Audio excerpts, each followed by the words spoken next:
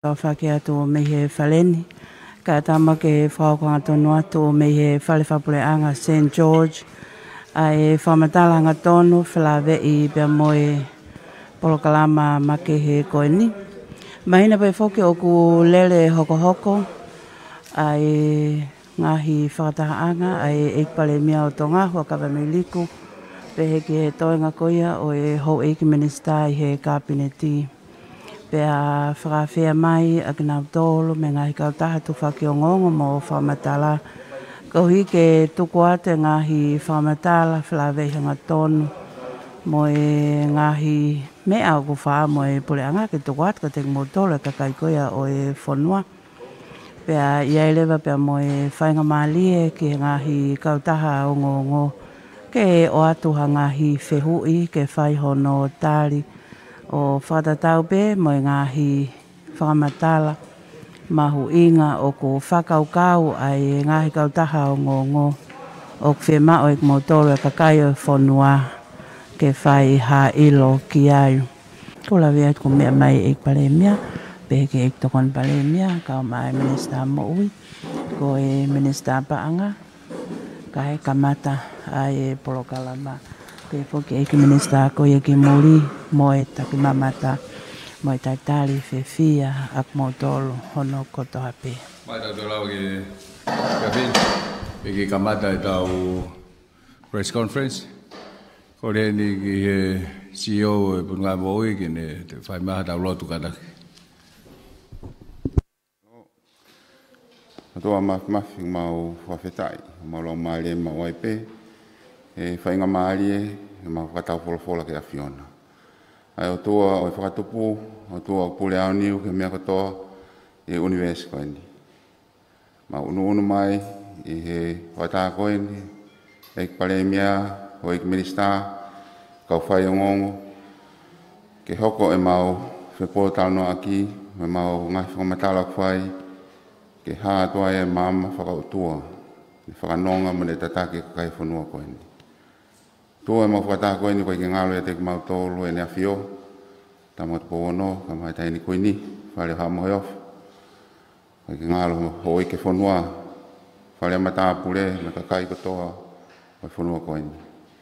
Mau tua ke pe ki nau tōlu ke whai hono tataki mei langa. Whai hono whakamonu ia, pe whai hono hulu ai hala au tonu ke mau whawai. Mau unu mai, mau ongo I pe ai ngataanga o e iwi whakai tangata. Ak mau whalala kakatu, mo tui, I kai kali e kina e a Fiona, ai mafi o tuku ni whalala ia te koe. Koe mau lotu e hoi tā koen, I whai atu e wafu peho alo ko sisu kalais, o mau whamoi. Amen. Alo. Ko whanau te sio e tukai moi e kawata e tau wataha e watani. O maron ke sio e putunga mo ui e whata kamata rere ke lotu koini. Tau whataha e whiawhini o tonga tapu e ke o tua mawhmawhi. Tapu ke tu e tonga, king tu powonu, ma kuina raspau, whale o ha moe ofu. O tapu e kaluchan mo hawaik, ma hawaik Minister. Kore peke hufanga ato I ngai whatapka gato whaafaki. Ka whai bebo ata anoa mo ki update, wata ngai whamatala. Tāna ki atu me he tau press conference whakamui taha ko ia. Ai ana e whai ko ia he ane awhi. Matu ko ane awhi whong nei wangea mawalu, pia to'o me ai recover, ai toko ono, tō mo toko fito ko si discharge a rifai nei taha hiwa nima. Taha hiwa nima lewa na e toe mei ai.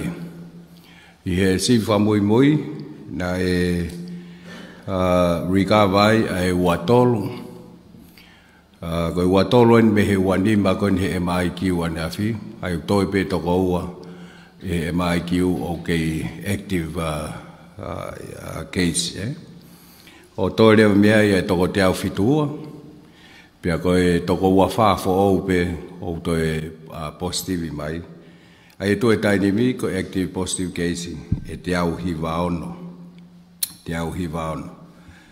Hai ko glau te au hiwanima, recover whai toko watolu, toi te au fitua, ko new cases e wafa, ai ko active case lewa taini mi te au hiwaono.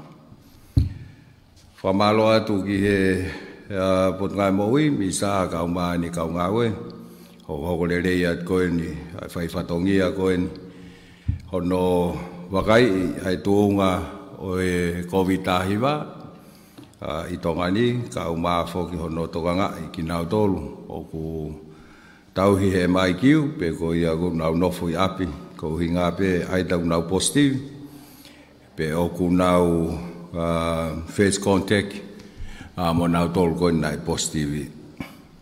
Ko i ki o ngongo pe taha, ko e o kei maru pe a hua toli, e toko atu pe he misa pa ua hamea utoan ki ai, ko i toi aha u case fo, maru case pe taha, ai au ku ngari o ku contain, pe malu pe ai ngawe u whai koe ni hua toli.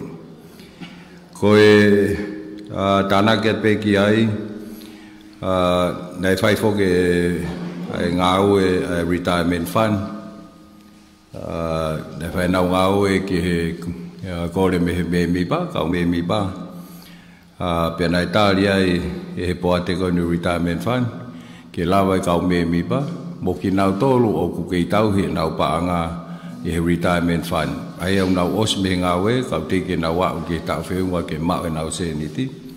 Nau lava o te nau lava o kore o au ke paanga e walunge au. Ai ko maximum uia, ta tau pe i Tongani, hapai wawau, e ua moongo niwa. Ai pe whakaukau, ke ngā pe ki Tongatapu mo wawau, ka koe hui ngā pe ni ke whakaluku fua, uesia kotoa pe, pe whai tutu ni ai kone poate a retirement fund, ke lava e toko taha kotoa pe o kore o au ke paanga e walunge au. E kamata ai whakahuanga e utohi kore konik, mea pe ni uanga mahen ke membership, unau si lo i pe whaunga, te lava pe o download i o lai form o whakafon o mai o drop, pe te lava pe o emaili ki he retirement fund, o form o kore. Koe tari koe ni retirement fund o kuhinga koe mou ngafi mo tsunami koe ni nai hoko. Ki mu atu nai tau ko si nai tari ai koe uhinga koe Covid tahahiva. Ai koe tari koe ni koe uhinga koe uesia ai mo ui o kau me mipa o retirement fund i he mou ngafi kau mai tsunami. Ai koe lava e kore o ke paanga e walunge au. Ai tō taha me mipa, mo ki nau tōru pen kau me mipa, kau nau snofo i ngā we, kau ke ia e nau paanga i he retirement fund. Ki he hoko atu koe ni, ai Tongatapu, ai ngata foki he tainimi e he au sāpate. Sāpate koe ni, ngata ai Tongatapu koe ni nai oswai tūtūni. Koe tau hoko atu rewa, i fo i wike e taha, e ai rewa ai ngahi mesha fo au, pe wai rewa ai ngahi tūtūni fo au, o tāna ki atu pe uto'o, mo pe koe whaka, tau pepe clarify, po no whaka maala ala ange, mei he tūtūni koe ni, na tau ngawe aki i he wike e ua. Aia o kupehe ni, koe whare koloa kotoa pe, e ata ke awa, i lo tonga e wike kahau. Whare koloa retail. Ngai whare koloa lalahi, mo ngahi kawa e hardware, mo ki nau tolu ngai business pe o fie mau, ke submit mai, ke pot ngai mo ui, ho mo palani, pe anga fefe, ha mo comply, pe te mo tauhi, ke ngai tūtūni, Covid tahahiva koe ni, o waswatu atu me he pot ngai mo ui mo pule anga. So we need to supply a compliance plan, pe anga fefe, hange ko ni maka, ai mita taha po i konga, ko toa pe, ke taim koe kiu atu ai koe ki he. Pau ke aha saini, ke mahine o pau ke tu e maas, e pau ke aha kakai, ke lava o talangi, ke hanga whakanofnofo, a ki nau tolu ko kiu atu. Ko ngai palan pe he, e fie mao he pule anga, ke submiti mai he u business koe, pe koe u whare koloa koe ni, kanau ata. O kai ke tāpuna tolu koe whatatau pe, mo tariangi ko uhinga pe ia, ke mahino o siai hapalani mo hawhotutu, angai business ko ni kanau lava lewa o whangofua, e pot ngai mo ui ke nau awa. Taim tatau pe neongo ai awa koe ne whangi wharikoloa iki, mo e awa ha business rahiangi, uton ke whatongai, e pau ke supervisor mo monitor aini, e ngahi waa kehe ai pule anga. O ka pau lewa e talangata e business ko ni e ala tāpu ni ho business ko hinga pe ko talangata ki he ngahi tūtūni Covid tahiwa. Matui mau pe ia ko tau whakata ko ni ko tau atu tau pepe e whatongia mo whalala te ke whai ho whatongia ko hono tauhi e tūtūni. Pako uhinga koe o ku whakata mo ngahi wharikoloa lalahi, mo ngahi business pehe, ke o mai ho mo palani, ke hanga o whakaha mai, ngahi palani mo fue whakotu pea at the same time, pe te anga whewhe ha mo tokoni, ke talango fua ho kau klaini, ki a te koe he taimi, o kulele ai ho business. Koe ako, pea mo e lotu, koe activity pehe kou tawanga koe ki ai, e kei tāpun pehe ui kahau. Koe whakaamu ia ke tau kamata, o pau koe ni uku iai tuunga, o ku whae sio ki ai koe ni pot ngai mo ui.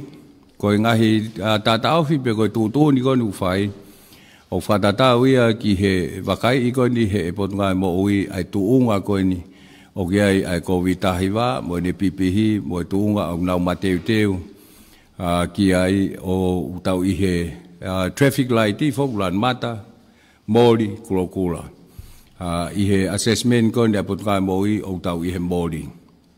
Pa koe mori eni, o utahanga ko ni o mai lewa mea i angahi tūtūni ko ni, e o atu ko ni mehe puri anga, ki hangi ukawai ko ni ai whakawa, ai wharikoloa, moi wala mea pehe. Ne kau pe moi ihe tau ngahi tālanga ki mua, ai whakaam koe ni tau sio, i hono aho e wā, fu congested, fu tōla he kakai, kono spread lewa koe mea e lava lewai, ke te tau whiri ho tō taimi, ke o te whawawawe, ke lava lewa observe, mo tauhi, ai protocol koe ni uatu, me he potu ngāue mo ui. Katoa ai ngahi tūtūn koe ni, matu e tōk effective, he osi koe ni au sāpate ai tūtūn ke au tāwha.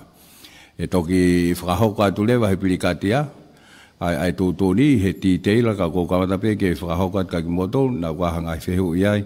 Ko tautu whito ke ilo he ngahi business narahi ke nau o mai e nau palani, ke hunga ke sio ki ai, ke wakai he potungai mo ui, ke lava whakaata ke nau lere he wikahau. Ko ngai wharikoloa, whaki retail shop ata pe ke nau lere he wikahau, ka upau pe ke nau talango fua hangi koukulau. Ko ki liriu pe taha, me ngahi tūtūni na tawanga maheni ki ai, ko hono whakakau mai ai maari o pia mo e putu. Ai rewa e ngofua ai maari mo e putu, kai toko hongo fulu pe i whare, wano ai tua hange pe koe anga maheni. Hongo fulu i whare, wano ai tua hange koe anga maheni.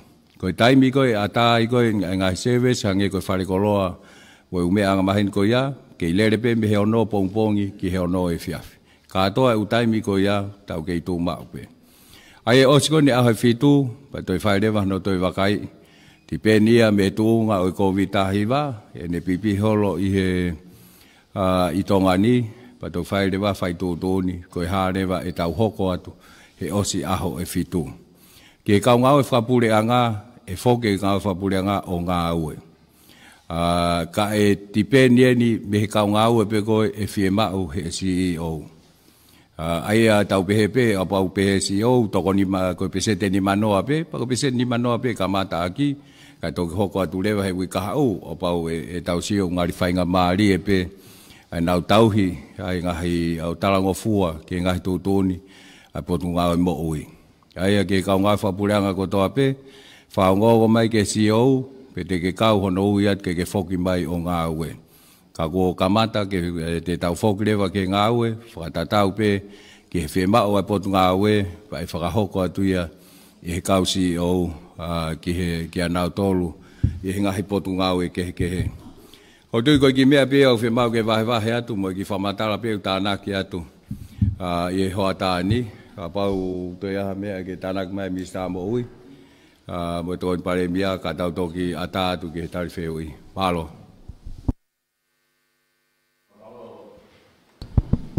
malo i Palemia pe ko kole pe ke hufanga he ngahi talafatapu ko to pe ku whahokat pe me he whamafola lea kai ata mai motuan ki tanaki no wat pe ki he mea ek Palemia e kai teu toi fu lave lolo o fi frahokat pe he ki ahoni ko e ngai sivi ko frahoko he potngawe PCR test ko e sivi ko e Koviti ko e sivi ne fafe fitunge au ua noa Pea mahino pe positive e foi fica koe na e whakahoat he Palemia.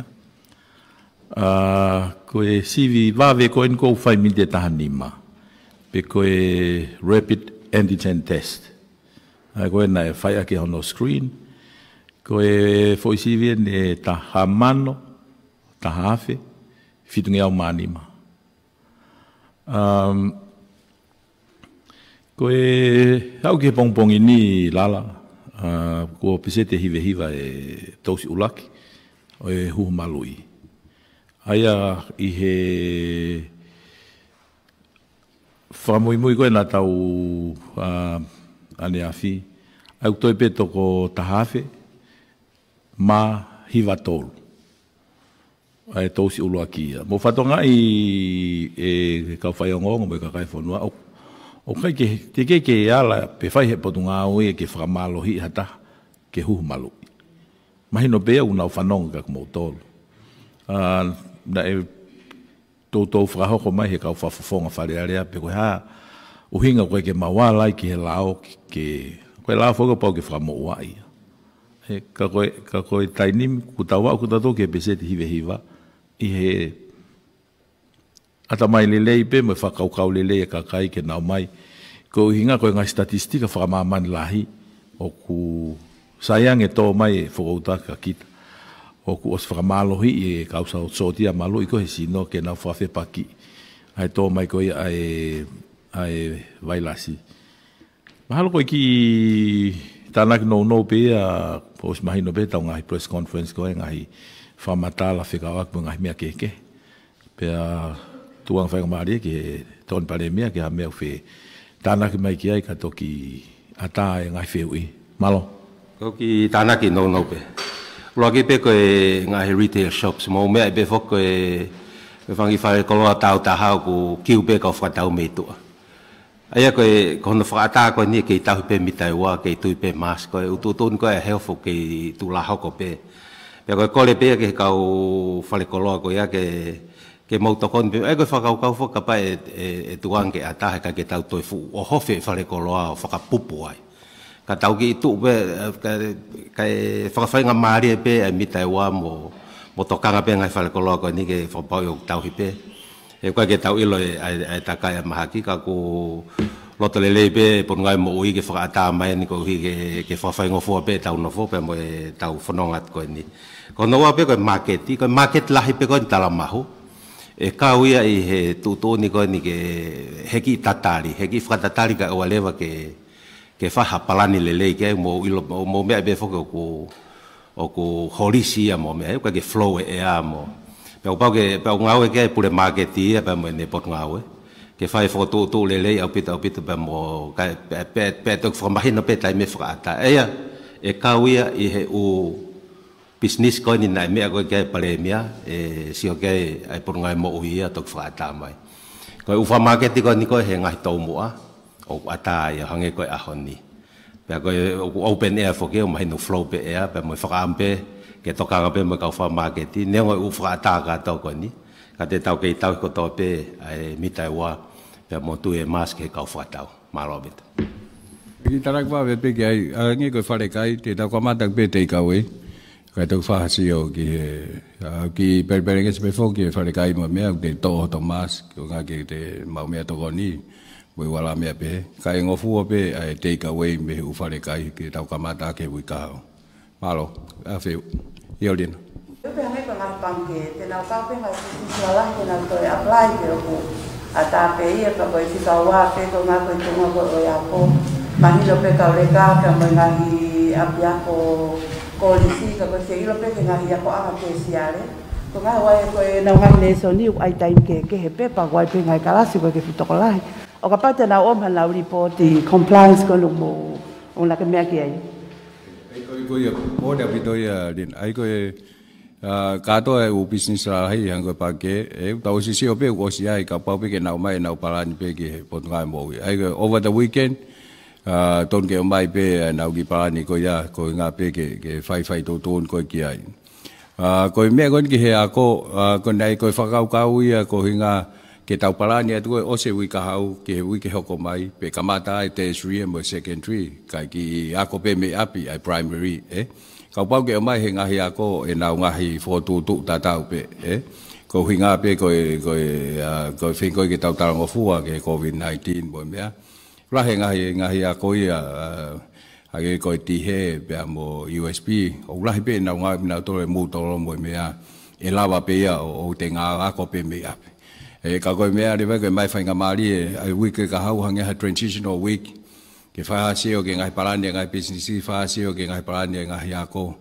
patau to fai tu ni le o se wi ke ka ho fo ke le pe ako ia me api e ke le pe ako ia le tio mo wala me ape ka wi ai pe ngai le yang o pa fai ako face to face ka pa pe ke fa sio le pe ko ha ai me te tau kamata to aki o to ta na ki mai pe malo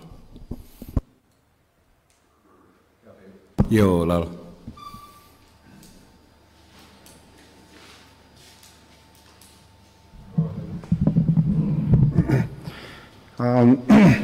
ki mua whahua ki whewi e Palemia ane whamaloe o mai koe whanki process ke he kamata ki koe red light pa tau haun ke orange light pa tui mau lahe u wharekoloa ni mo kakai unau fia he tuange mai koe ke wike kakato ko ki whewi pe nau kia e Palemia pe lava toko ni mai koe kaungawe puri anga pe e red light ia pe ame hoko pe waha taimu na foki api onau kei api pe kaunau kei vahe pe po be we ke me kakai e fonua ke vahe ko ni ko fo ui e kau ngai puri anga to mai Koviti ka ko eke pene ne ki to ta ko ne fai ki kumi ke to lahi ko kaungai puri anga ma wa we wa fe ni mangiau o fatatau ia me to lahi ko kaungau e ko i sekta fatau taha mo sekta faka private i he taimi ko ni ola he business yo kunau o sia na to ke tunga to lalo mango sia la na to ke na reserve ke fengai ke vahe ki pe ai ki kaungau e ko ni he ko ilo ia o sia kaungau ke na to vahe na to ri wai kaungau is more than ngau ko ki nai fe ko ni e ke tu pe ke minister pa anga pa mo Palemia pa ko tari mai o ku fai ngau e ki ai pa wai sio ki ai ka ko mai awe ke tuunga e ki Palemia o fema e kakai haki tari ke o mai ke tafaki ko ni ai ke ngata pe u business pa me ke u ka ngawe ko ni ngawe ko he u sekta tau ta hamo sekta private he ku kamata ke tolalo tunga fapaanga ke fa hok hafang ki shopping ke na tapi malo ala de to tanak mai be hoi mista ange na ta wasi ta no be fo ki mu ala na uhinga fo ke o te panga te au o credit ke u hila ko nga be ko tokon he fo wiki ko ni na fa lockdown pa mantu be na ya va business ha tu si te mo fa light e ko foi ha ko ka kai ko ha tu si te ma te na fa na to fa ta o ya mo ni te tu si te mo pure lu fa ta ko he fa light ma te na fa na to mo to na ki so kuna ma uhinga ma hindo be na ke ya be business da le i he Fekau'aki ko na ai wa pa ko ni ko wi ka au e ava be me mo ni te ki to na ka pa be ki tarang ofua ki to ni ko ni ai po nga we mo wi pa nge ko la ka ni nai na tali he po ate ko ni ai retirement fund ki ave pa nga valunge au ki ne ka me mi pa ma tu ka me mi pa ko retirement fund ko ka nga fa pulianga e pa na fai tu ton ko ya po ate ko ta national fund o nau tau hiko e paanga retirement ai private sector. O te kia ha lau tutuna to ke toko ni, hange ukai kia ha ka kore ia ke mai ha ki se niti me na retirement hange ko kore e ka ngā whapureanga ke nau poate. Ai wai indication ia o hange pe o kungari whakawhia maari e pe ai tūngau nau ai he. Te ke whaha kore ia ke nau retirement hange ko kore ai ngā whapureanga ke nau retirement fund ia nau tolu. He koe se niti pe ia nau tolu nei tau he retirement fund. Pō nau kore ke to mai ai ki se niti ko ki walungi au ko. Ai ko sio pe ki ai. Koe ni e whakatata e business ke lere. Nei oso atu pe a heua ka koe te mo lere ui kakato. Ka pau pe ke mo tarango fua. Koe whakaamu ia ke toi whakafoki mai ai ngai business ke nau toi operate as normal. Kai ke i tarango fua pe ke whai tutun koe ni. Ai potunga e mo ue. Ja, John, ja toki case.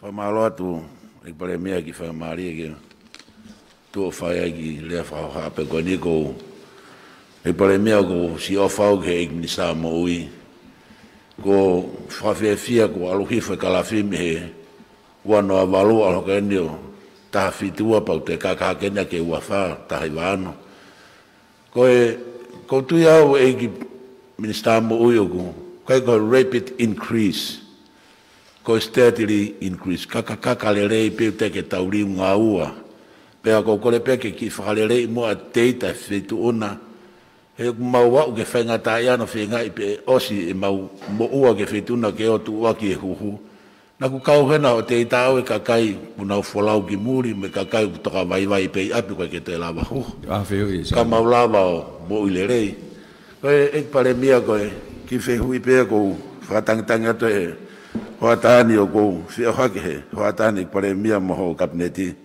tau ko kore atu ke whakakau moe ngahi early response activities kai oa tuku ke toki hoko e recovery phase koi ngahi whihui beia kai koi whakatu atu ki o pureanga ke o mai moa ngahi whamalotu ke ngahi misini palau kuna koi kua tuku mai ka koi ki kore ke o mai moa konga e subsidy ai pureanga he koe pesete fitu noa e whanua ia koe mau pe ngā ua pe ki uta ika ki te ha mau anga paanga ke tokoni mai mua he utu e ngahi palau ke mau pesete ni manoa pe mau kau ngoe pe ni manoa mo e palau ka koe ngai o ki whotutu na ia e assessment me he World Bank o whenga me panga e whawalo miliona tono no mo e mau e ngoe e whanuani pa koe ia koe e whakatangitangi atu na ia hatokoni ki he kau ngoe koe Italia dia me ko ke palau hangbu lau ki mua so ani ko tau fa press conference wa pe na sa ave ngai ho palau ta totom ko hinga ke ngau ya ke kakai o mau totong le va he puleanga bana to mai he tokoni ta pe mo ho palau ai u lo to galere ngai me pe ni so an ko kau kon ke u palau kon ni nai ko le ke mai ke tokoni he ko hinga na fai ko le ke tokonia ai recovery e tau foki koe ke mau tau mou ianga pe koe ufi, pe koe kumala, pe koe maniok. Aina uhinga pe he hono kore koe ni. Ai umau si o lewa e ave ke uwahenga. Ai upalau koe ni o ke nau tokonia. E nau langa hake e nau mou ui. O pana e mate e nau ngowe. Ai au koe tawhaakia koe recovery. Mo tawhaa koe ke ngowe. Whai ngā ue ko ia ko hinga pe ke tōnia ai tai nimi. Hangi ko lau ke whai mo whai aha palau mo alamia pe. Ka ke taim tatau pe whai sio ke lere loloa pe ko haha mea e te lawa o toko nia ai. E ko immediate ia tai nimi ko mea ko na e wesia he tsunami pe mo ashfall kon i he mou ngā awhi. Tu oi ko wilo mana kwa hawhi Fekau'aki. Malo, ko ia ko tatau pe Fekau'aki e Palemia ko whai toko nia ki he ke ngai sektor ke industry ke fishing industries hili ai to e whakatamaki whanatula e munga afi te hoko mai me tsunami pero ko lawe pe motuani na ia i tokoni lahi ia e whituna me pureanga ne mo mai mo maulolo ne tae tute mau koutou tai te o mai mo panga hango fulu ke totongi a ke ika pe whakatau ke kakai he panga e whitu pe ko au ke mau mounu u totongi waeua ko e mau ai si to tongi vai ua a honi aku tu e waka e mau he i tsunami ka mau lo pe ke pa anga na o mai ke whakalakalaka ke pa fangi waka itahi ko le mua pe ia ki lave ki ai ka to ki hokoato nei kai ia pa anga ke whakalaka ke fangi waka itahi ko e toko ni na o mai o kai ngai toko ni ang pe mo si o ne ti ko pita na lo finga mai ki waka ngo full ko waka e me wang ya nai mau pa ko finga ni na lava pe ke pe ma wa ta waka ta pe ua ke community ke kamata tu ka ko ki na ke pe he wa pa anga na o mai specifically ko ngape ko waka ko we he hange ko to ta ko ni ko Graham Hart ko minusila na fai ko le ke mai ha waka pa wo mai mo waka me ai ko hinga pe ke lava to ko ni hang ko lau ke ma mo i anga ka kai ke lava ai waka ai wang yau ko me pe mau lava o fai ko ave hanga hi waka ke kamata aki ai langa fo o ko ni ai ngahi feitu ko ni nai wesia la he tsunami pa tau toki alume ai he ko hange ko fa hu ai ni a pa le te ai ke fetongi ai waka ko to pe mai to ko ku taxi aku nai mau moia te ke ku mau taxi ai ku pa bule ke tau si o fa lu fua ko ha me le mai foi kolo ai ha me tau pe ko waka ko ya ha wa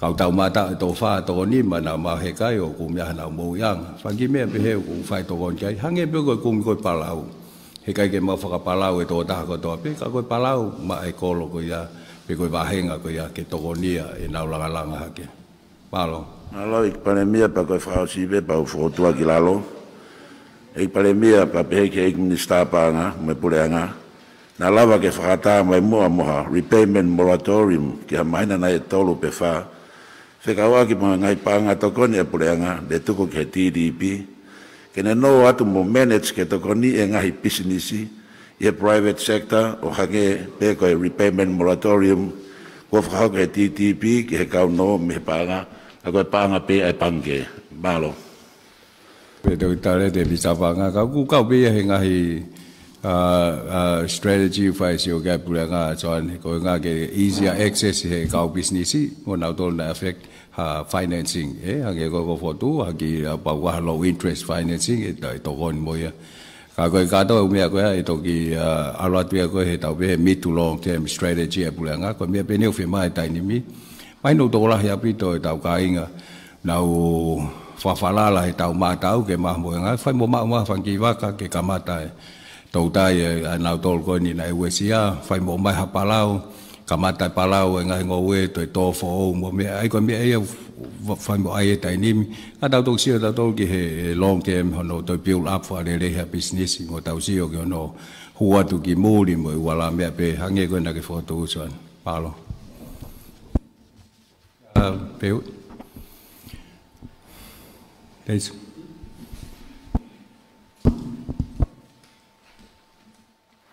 Malo tu ek Palemia pe foki ki kau pe ho ek minister pe famalo te famali ngari ku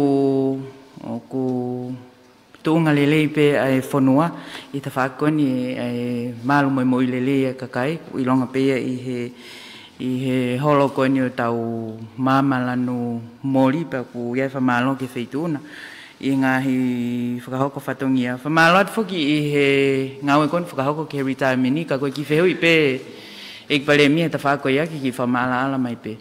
Na iai ha Palokalama nai I he ngawe na e whai koe he wafe wanoa ki hono disperse ai sirini ko ia ai kaumemi pa he ku koe wafe wanoa na ki kia Koviti. Koe taimini wa Koviti. Ka khange ki strict tangi ai hamo fai tutu uni ko ia ai ko valungiau holo me ta fe valungiau pe te me fo nga ia mo o mai ko fomu ke whakahoko ko wa fe wanoa ko na disperse direct pe ki hinga hi akauni ko ni ai ka me mi pa ko fe ui pe ia ta fa ko ia hanai ha Palokalama pe na ia Palokalama he fo nga ngawe ko ia whakahoko ai tutu uni ko ni he ku hange ko na ki ko na ka kia Koviti kai hange whakawhainga mari e koe ni Koviti, kai hange ko ki I hai ai tafa ko ia ko ki fehui pe ai kataki des ika kena ke ilo matolen pina Palemia ta ko ia na tuangia tuai ko ai ofa ko ia ko ngai na ka ke mau he po te ai ka te ke hari po ti mai na ai ko fonga pe nia na fai ai po ta no ki ai he ko nga pe ko paanga pe ai ka nga fa pule nga paanga mo tolu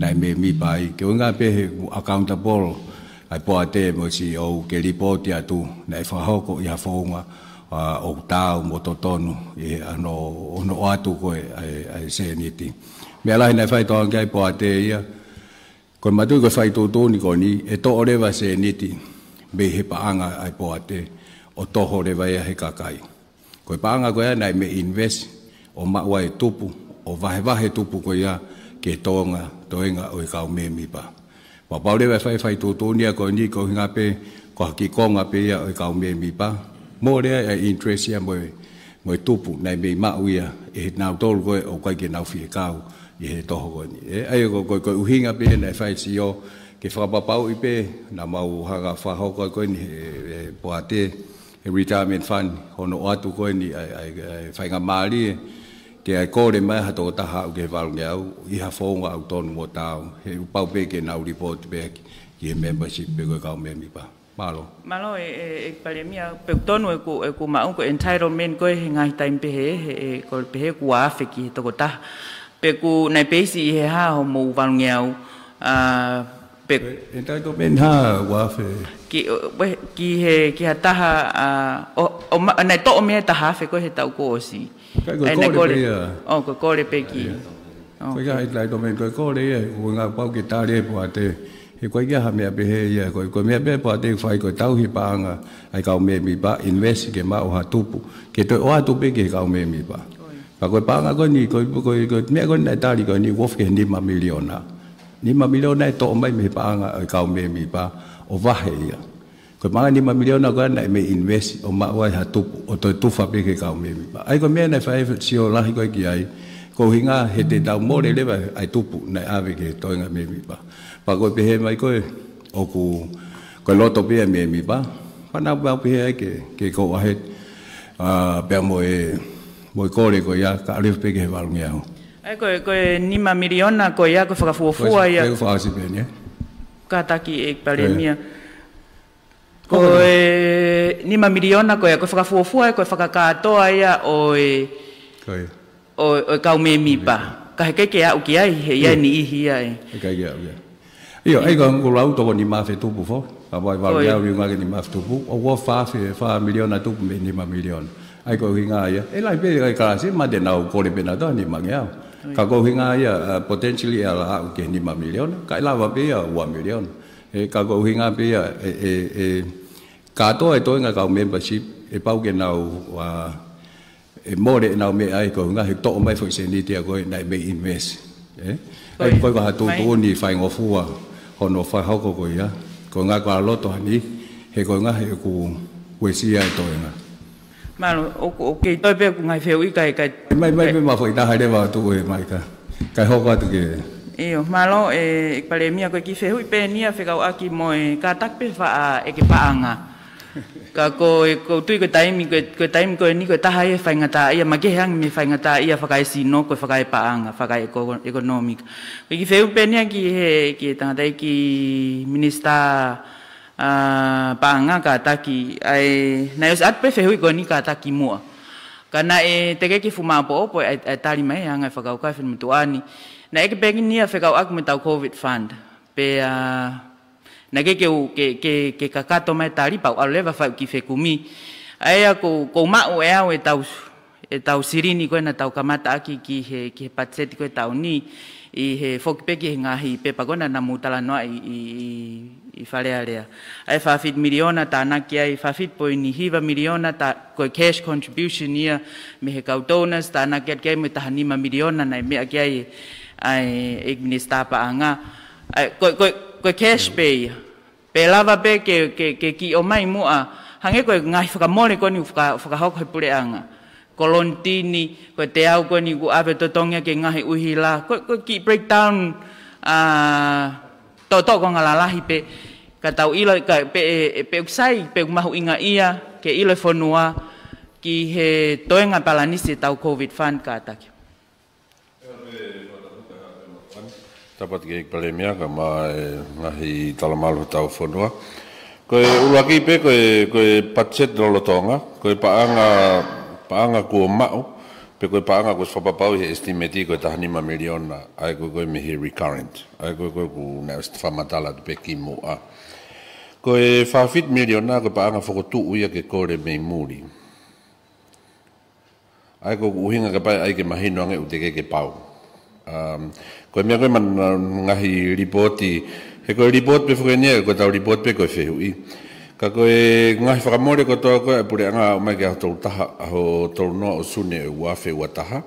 Ko osi tuwatu ia he whakamatala whakapure anga, hiri hono a tita. Koe whakamore koe pe mea o lako si ulai lo tonga rere ko eni, o ku e toki ripoti ia ki he wharearea, he ose aho ki mua he tisema e tauni.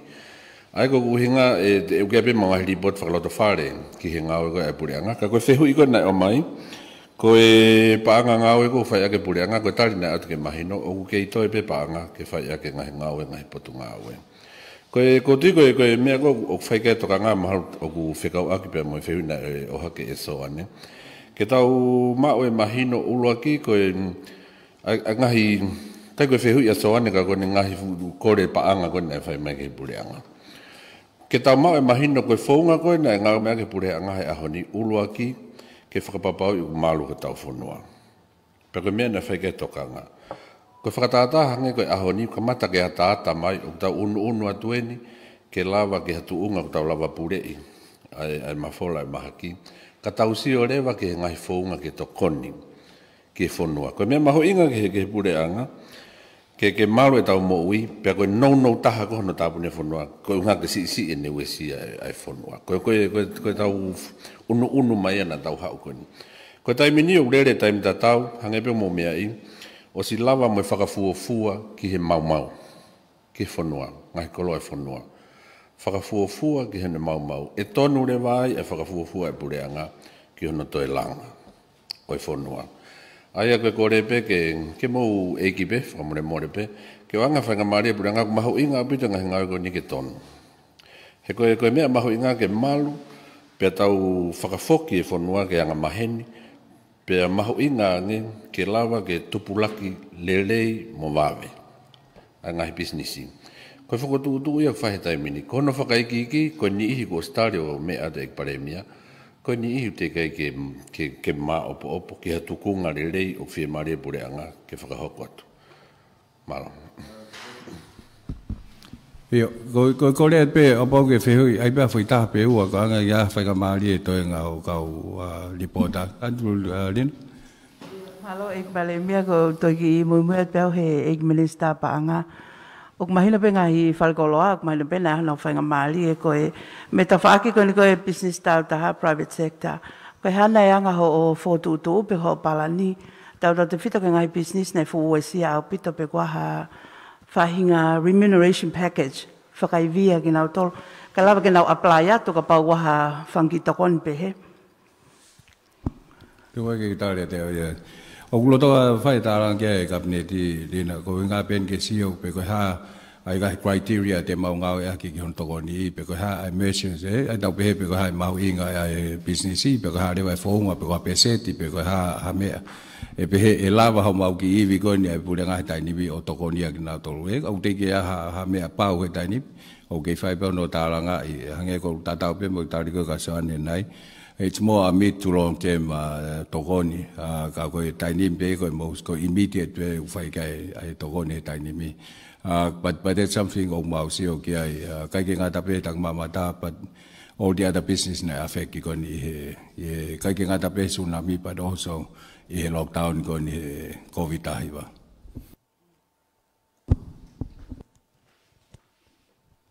Ka taki koe wakaya tu pe. Ko hipe koe toko wanima koni na e mau he Koviti he tau me koe wapuna anu sila.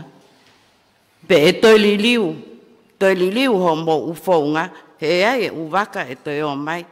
Ta tena o mai pe mo Koviti tau no fat mo Koviti. Ka ko hinga kuia I he teu koe ke uwaka ka hoko mai. Pakai ke ngatai, hange ko na tolu ko na home isolation. Pe uk toko lahi, pe uk tat, heilo. Koe anga pe ki wakai. Malo.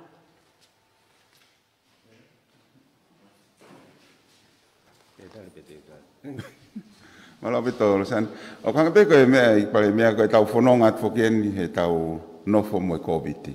Aia po koe whihui maho inga na ia he anga I tau, koe tai mini whokeo ku tau osi hene Koviti.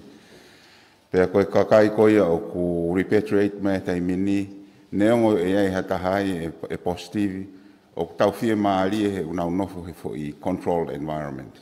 Pea koe ni koe tau whakaataene ki konga si, tau he pe uofulu tupu, ke nau nofo I honau ngahi api, pe koe ngahi api pe ko declare whakalao koe u quarantine facility.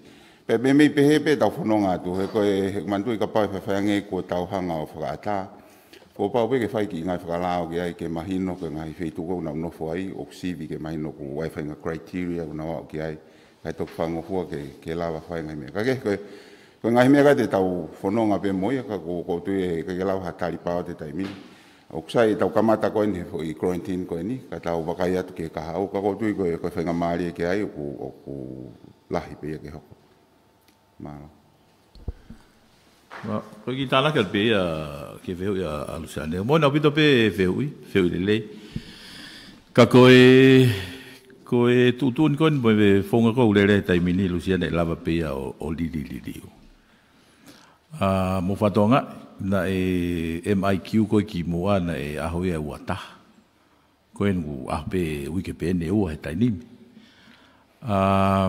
O kui kai ke uncommon he hoko ngahi repeat flight ko ni ke ai ha positive cases ai ko si famoni famaman lai ko ha for repeat flight ko he pesete nima ki honga full e lava ke positive ai ko hoko hono o mai ko ni neongo ka hange foko tau fatala noa ko o monu ia ko tongani o to lai ta o ki nau tolu koe ton ke huhu malu, iku nau huhu malu. O whakawheho ana ki ke ngai whanua mūri na taimina tō e Koviti ka nau tolu, te kei ke wha huhu malu. Ai ko ki nau tolu koe ni o ku whakahoko atu, koe tatau pe mo ki nau tolu koe I Tonga ni. Kai kia ha whakailonga ia, ia pe toko tahana ki tare. Toko taha ku kai kia ha mea. Neongo o koe vai lasi o mi koloni o ku ma. Ai aku fai lewa he potunga au he fiafino no ave specimen ko ia ke whahano sivi. Ke whakapapau I mai petunga koe kui ai. Ka koe tu koe ke kahau ke hau koe repeat flight. E tipeni mei hen. E lawa pe ke hoko atu no mai he kuosi hene o mi koloni ia. Ka toki hoko pe o se foi uike ua koe ni mahino. He ku nofo peho tau kakai I muri mo omi koloni, tau nofo hen mo omi koloni. So kai kia fu ke ia, ke ta ofi nau tolu he, ka whai mo nau whakafoki mai ki hen. Ko ha mea hoko ku nau I he whonuani, o ku wai pe whai ngā lau maari ma ke he ia te. Ongo I pe e kita ia, neongo o kai ke te sio koto whamiri. O iongo ko ia, a tau tolu ko e tō ngā ia, o tau ongo I pe uhange o tau osi. Whiahu I pe tau tolu mo tau whamiri. Malo. Koe rahake koe tāna koe si au ane awhi, koe kau whisi. Sai koe mahino ere wai Luciani, koe kau whisi mue kau Australia. Ai koe maka Nusila nei mao mea whi toko wani ma. Pa koe watolu hanga ulan nai ko recover, toi pe toko ua. I he MIQ, o na ke actively positive tu e tainimi. Ia, te a whiu. Tō ki tāna ke pēo ia he whiu ka, o ku... Dai e fai tala noa mo minister mo ia Nusila. Una os kamata ke tuanga te na tole MIQ. Ke na nof na tole self isolation. Fenga koe ke mahino o ku nofo pempa mo e Koviti. Ai to ki hao ngai mea ko ni Luciane. Na usanga pe he kau matu ai time ko kikite ngai mea ko ni. Takanga a makahunu mo ni motu. Ai ko ni hoko tani. Ko ia pe talango fua mo fa vai ko ia ia sai. ka whaka malo mo whakawhiwheka. Pau peke mawhahi whai ni motu ui e a makahunu. Ai koe whai mea mahungia neonga hono tala mai, pehe nu silo ko kamata te nau tukuange nau tole MIQ. Ko fisi, koe nau MIQ aho pia e tolu, ata. Ai koe te tau alu maari e ka koe kuongo ia kuia ki tongani, tau kauta tolu he vave, hono whaka ata mo whaka ngā loku, ai lockdown. Ai whonua koe ne alu ia, lau mahina. Ko tongani pe taha, wike ua pe, whakata. Ai waveang e tau hako, ke tau whiohi pe tau tolu ia, pe hoko e Koviti ia, ko tau toko ua moni. Koe ki whiohi pe niane tuku mai me mātua me itua. Ewa ki tuku waveat pe Palemia mo. Tāngia ke nau mai nau tulu koe. Koe Fekau mai pe he tau. Koe u whanki business koni sevesi whakapaanga o ku ka koni maone toki lawe kia ni nai. Koe kore pe unga koe pe lawa te whakaloloa na u aho. U hawa ike kakai kaku hange koni u mahino. E toi pe na u compliance plans mo ngai mea koe. Whio no ua koe o koe ki uta pe lawa tukuange pe i whamiri rather than koe whi toko taha pe. Nunga ku kai o peti na ona to mingle mua kakai ke. Ia wha nau tolu pe. Hau sai ka pau lava pe. Koe mea peo no tolu ai whaki business e ihu nau whi tokoni tai mini hange wai whaki koloa ku no. Kau e vesta polo kau ku nau ki musia i he price control. Ka koe u special arrangement koe kono whafolau mai u koloa koe amu, tato whitu e mea tokoni. Ua no te ki extra cost on e mea nga maheni. Ka koe nau kore mahalo pe ku lawa nai hano toe siofi e whanofa koe ngahi koloa koe ku pure anga ono totongi.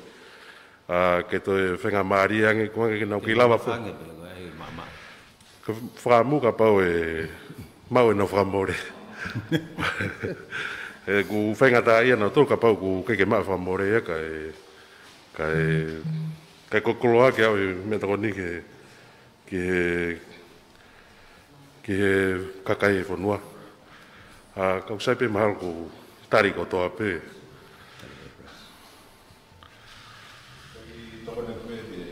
Whiwa Moimoi. Ke mahuinga pe ke whatongai koe ngahi koloa koe o ku hu atu e pure anga o whakakau he ngai koloa pure i hono totongi. O ku makatu unga pe ia i he tokangai kina kakai. Pea mai hohaa o ku mai me kakai koe ne fu mamafa. Me he anga maheni. Koe mea pe ke whakapapau i atu koe whaunga koe hono whakafuafua. O ku pau ke kamata ia pe me he whakamore pe ko hono mahu inga he ne tō mai ki whonua o tō mai ki tua. Ai ko uhinga ke mahino o kui loto katoa e ngahi whakamore kono o mai koloa ki tongani. Maraka pau e mahino ia mālawa bit. Sai abitu mahino bita. Koe kongai koe na ke alki utau sai pe. Ai koe kau e moe palau ia ka pau te hae ha palau ko kita pe pe ko toki. Ka koe alu koe family fuafofa pe. Mahino pe ko nau tolu. Koe mea pe ke oa ke tau pe alu ke te alu atu mua family ke ho toko lahi angi pe ko kakai ke.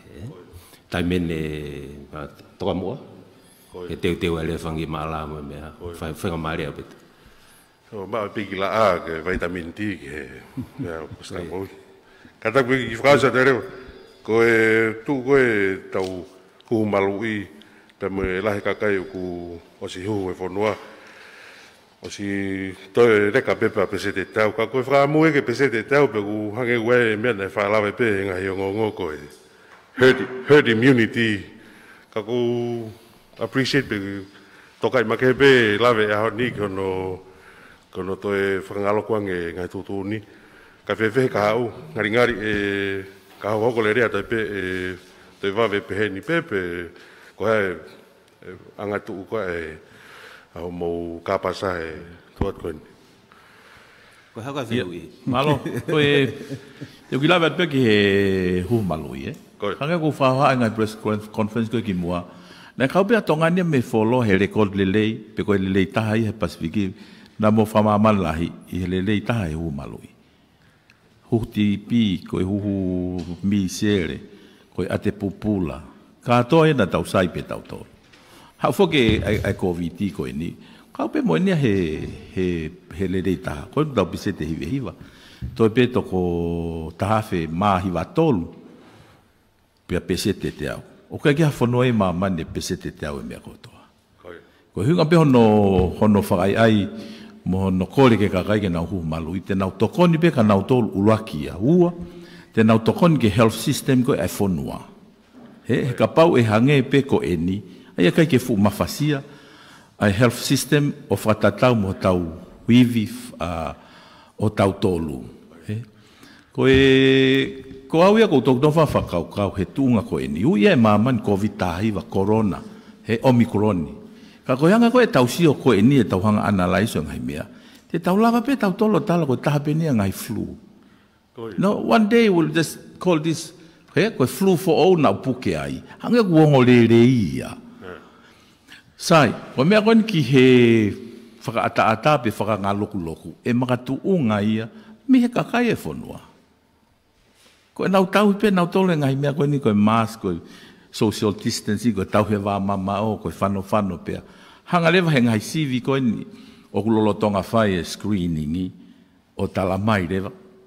U tau sai pe tau tolu. E kamata lewa ke tukutukuang e atu, ai ngahi whakatapu koe o ku whakahoko koe he tainimi.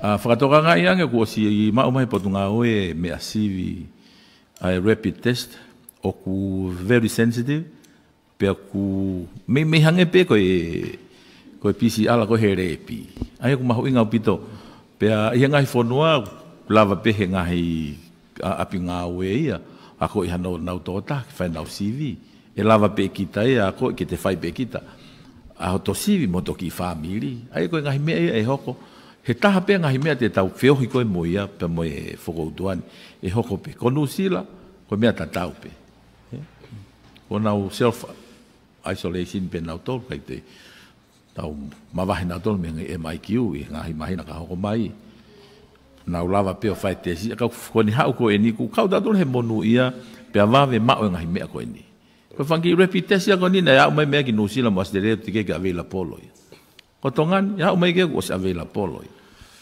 pe ko mea ku wawe tau hanga sivi pe hange pe tau lava tau ofi ai mafola koe Omikroni koe Faiongoongo pe avave hono hanga e kaungau hanga ko whahoa anai ko o se nia fo i rapid test e tahamano tupu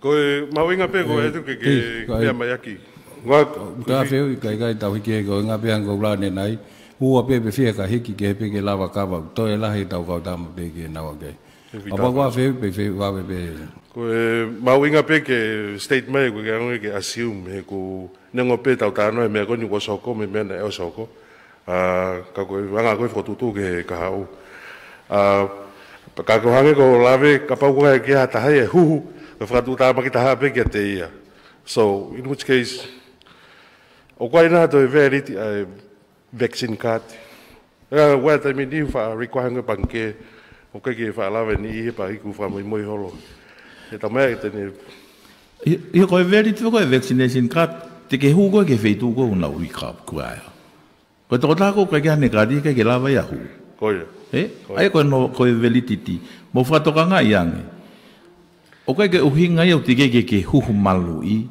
pe ta ofi ai ho totonu mo monu ia ka pau ke whemau ke alu ke whare mahaki ka pau ko alu ke whare mahaki ko halo a ahi mahaki he kai te ke hu koe ka pau o te ke aha o vaccination card pe ka pau ko alango ko whemau toko mo ui koe ke puke pau ke atene whare mahaki mo ka unga oe kia koe o koe fo ke tutu o nia ngai wheitu tau pe he panke ka pau ke vaccination card ia au he kai te ke huko ki panke ki alo toho seniti ok veri pe ko ngau te ke pese te au mai no wei pe ka kai te ke na hu mai tu ko hu ko ni ko pese ti ko ni tau tano ke me tau ta hawa ki olunga e pe ke ka wai fu ka la ho ka tu mo tol ko na fi amo fe ui ki mai he mai ki ko nga pe ke ho ko le le Koe ki whehui pe ua, uloa ki pe koe ki sevesi ai ki poate sisi ai puleanga ai maumawhai ke bebe. Ko ilo pene as tuku ange mai nau whanongono he kake nau awe bebe he weekend, e to kamata he wike kaha o, ka oklawa lani ke whakaiwia honge kong mautolo koe ngai mātua koe api, koe bebe lahi taha ko mai ki tongani tai ni me toko ni, koe hina vai, nges hina. Pea moe ngesi kapa, ki he kapa pulu, kapa ika, nā koa ki ngāwe au ngai ke mau whakahoko he tai nimi, I hono recycle ko ia e bebe pa whakaiwi ai mo waste authority.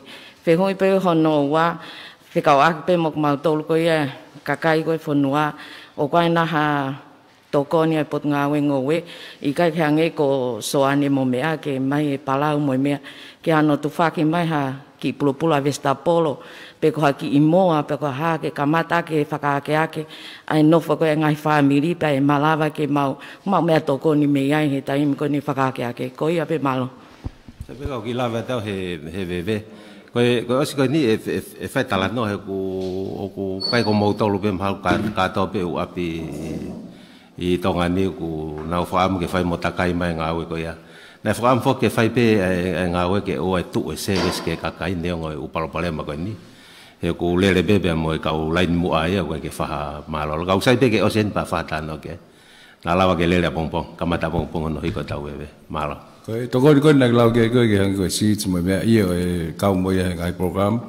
Tau whai tānoa mo FAO mo nau tolu ke lawa o provide hangai seats mo mea ke tokoni ke hangai ke mo tolu koe nai toa ke imbele.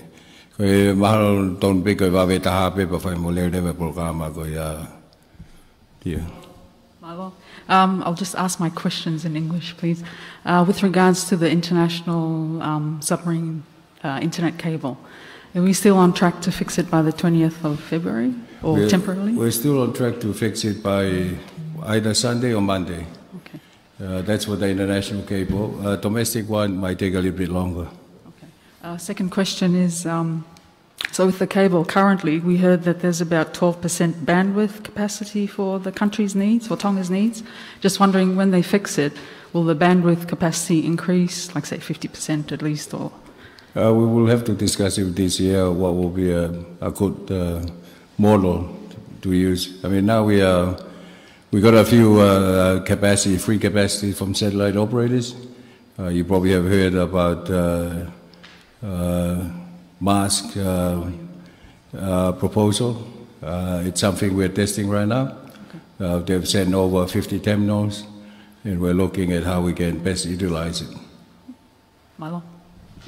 Koe uki update koe veve ni una loto lele ke nau kamata pongpo. Malo. Koe bebe uhoka taipe he whaingamare. Koe me aneafi ke ahoni koe case for oe wafa. Mu palani foki ke whangaloku ai whangi mea ni ihi ke whawhaingofua ke kakai. Ka koe whehui ka watu ki a pongi pia moe whalaite pia uke ki wike taha koe e rere ai e ki wike taha hoko atu. Oku to hiki to ai ni ihi mao koe koe he Koviti e koe hae tuunga e ai e te whai haliriu ki he tutuuni koe ni kumu whai he ahoni. Koe ki whehui pe taha. Koe me wike pene ua mo konga e. Ai humai Koviti ki tonga niku o hau o hau wangi au tupu. Ko tau ki toko lahiu toko taha kilu tupu. Koe whehui koe haha fuoloa o nofo e mahaki ai Koviti i ha whanua. Ka mo toko lahi hono mau hano kakai. Pea lava he verienia ko ia te kreiti ha verien for all.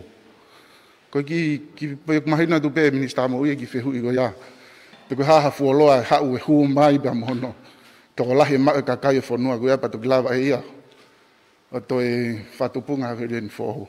Bala. Te minister mo i mo e si au. Ko mea koe ke parani. Ai koe tu koe he tai nimi. Koe hange koe whare koe e pot ngai moi o ku piai whe mari e whiunga ke e orange. Ka opa e hiki tō e lahi e mahaki. Os mahino pe te review o mafuli lewa toi tanaki mai lewa hangai whakatapu. E tipeni pe ai whakatapu me he tuunga koe o lahi koe mahaki koe ni he community. Ka koe tu he tainimi koe le volo o ki ai, foi maari e whiunga ke tau nofo pe he orange. Ka opa e toi hiki tō o lahi ange, e lawa pe o toi liriu o red, pe koe tau pehe pe o toi tanaki mai hangahi whakatapu. O kai ke pehe ia e tu umau pehe ni. E tipeni pe ia me he ola koe ni ngahi sivi mo me he taunki mua. Kai tuka nge ai foi very near ke tari mai e mi sa mo si o kai ke umau au ki ai. Malo, aku mahino pe fifiria he fehui ka ku ke lava ia o tala koe ha e toko lahi mo lahi e puke ke lava ke toe tupu ha variant for mea bea mahino bea mei foloa ko ne lahi ange ne mafola wha maman lahi koe lahi ange whainga maari e ke liriu e ulunganga koe ia o e vailasi ka kai ke nau ilo ia he taini mbeu puke ha toko fiha pa mau ha variant for ikai ka ku lahi lahi e ne hoko e ngai fonua lalahi ko hinga koe lahi e ne mafola pe toki alu koe me fonua koe ke fonua koe toki hol koe alu e variant for ia ke fonua ko koe ke tau ilo tatule natula e mea na vale pe ku puke katoa pe foi tahaki luia wa foi variant for ka koe lahi ne mafola koe lahi nge whainga maari ke riri e vailasi ko maua pe ko ai e pa ke hopo ita. Ki mua eke whewhi a tene whamalo ke Eiki Minister Moi he whi announcement go mo sio ke mui he mea ku whahoko i Nusila ke tawhaki koe home quarantine ko tu mau kainga koe a tau tolu mei muringu nau fia pa nau whanongo waha ki ngawe ke tawhaki koe ia. Ko ki whi pe ua koe waki pe koe whi announcement mai koe ai orange light koe ni o ku where ka kai o nau whenga mai pe ku kawai ai whewhalau aki koe me he inter-island travel pa ka pau kau pa wanga whonga no whahauko ai mea koe ni paua koe ki ai ne ki wholape ki whewi koe Caroline ke ka whamahino mai pe ki Palemia po hae international capability pe mo local ago ne ke ki tari ki koe i he fiber ago e fix international ai cable kai tai tari local capacity pe ki whai ki mai pe koe I mean, the cable was mahino pe capacity ke polo. E foki pe no molo ai tau mea tau ki mamai lahi. He ko international ko Palemia pe kai ke tau mau ai lahi tatau pe mo algo ki he hapai mo vavau. Ai ala lava lewa mafuli lewa ta usa te laite o gawe ki hapai mo vavau. He ko neki ai international o ya. Ko e fe ta hai malo. Ko ki fe Fekau'aki na ta oskava ai aku whakata pe Fekau'aki taimini e very limited pe he kai ke tau alu ke he pasese kakato o ku alu kono Filipe mo no sivi mo u mea katou pau ke whakakate whemau por ngai moui pe au tukan ke asiare mo ne kaungawe ke whai ke ai te nau sio ke he lisi whai ke hai huinga alu o pau te alu ewa ki malolo ka tasi ke tu alu mai na katu koe pe kakai o ki whakawawave taimini kai limited pe whangatangata pe malo. Thanks. Malo pito he whangamari pa ko whamalo he ni ki he ekminista pa anga i he whamalala koe nei whai mai pe kapau koe anga e tuu ai tau sirin ngā we ta koe osi pe fo i subsidi pangate au he uhilako si osi e tau ka ko mahu inga ia pe ekminista ke whamalala ala ni ke mahino au pito koe ngai na mautuku ate ngongo heni ke tonu mu ai mau koe ni he koe mau en me patseti total cash received to support Covid-19 wanoa wataha worldwide 5 miliona hiva kilu ma ono afe ni mangiau fahiva sinte tolfitu and government has received from development partners approximately ni mahiva poiniono miliona to support preparation for COVID-19 na maulipoti en Faiongoongo kako uhinga ke ayange ke mahino au pito ka pau ke tahanima miliona ka mau whakatonu. He koe anga ene mau tu koe e mau maoeni me he tau patseti. Government has received kataki. Pa mo ki whakaosi pe kataki i he mea koe ne variant. Ka pau e mau e Delta i Tongani. E te aha mo wheliuli waki ai pe koe pe tatau pe. Malo.